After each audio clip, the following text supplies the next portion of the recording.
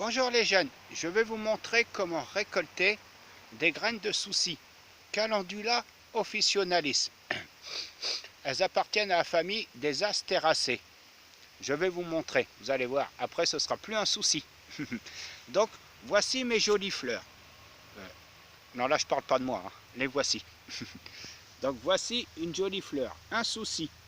Avant j'en avais plein, mais avec le temps ça commence un petit peu à se faner, c'est normal. C'est la saison, faut faire avec.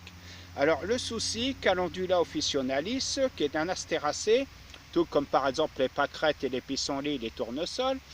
Alors pour récolter ces graines, ben, c'est très simple. Il suffit malheureusement juste d'attendre que la fleur se fane. Voilà. Et en se fanant, ça va donner ces petits trucs-là, un peu verts. Voilà. Et par la suite, ça va devenir gris comme cela. Et une fois que c'est gris comme ça, hein, c'est sûr c'est un peu moins joli, il suffit juste de récolter comme ça tout simplement. C'est tout, il n'y a que ça à faire. Et vous voyez, ça là, ces petits trucs gris là, ça qui ressemble un peu à des petites bestioles, c'est des graines de souci, tout simplement.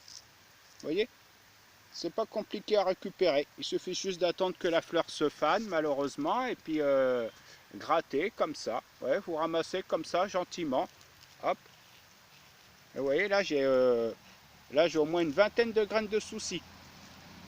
Donc ça me donnera une vingtaine de pieds pour l'année prochaine, auquel il y aura plusieurs fleurs à chaque pied. Voilà. Ensuite, je conseille toujours pour conserver les fleurs de mettre les graines dans une coupole à air libre pendant environ une semaine.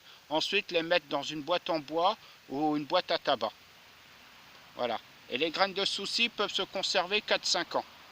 Par contre, ouvrir la boîte de temps en temps pour donner un appel d'air, pour éviter une condensation. Voilà. Et vous conserverez vos graines longtemps. Et je conseille les graines de souci, Calendula officinalis, donc un astéracée, début et mi-printemps.